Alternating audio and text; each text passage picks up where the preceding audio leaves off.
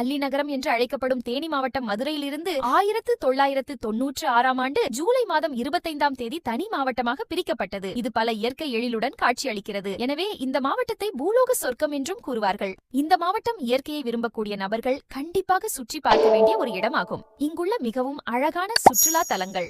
1வது வைகை அணை. தேனியிலிருந்து 18 கிலோமீட்டர் தொலைவில் அமைந்துள்ள வைகை ஆற்றிற்கு நடுவில் கட்டப்பட்டுள்ளது. தேனி மாவட்டத்தின் முக்கிய அடையாளங்களில் ஒன்றான இந்த அணை தேனி மாவட்டத்தின் மிகவும் அழகான மற்றும் முக்கியமான சுற்றுலா தலங்களில் ஒன்று ஆகும். 2வது மேகமலை.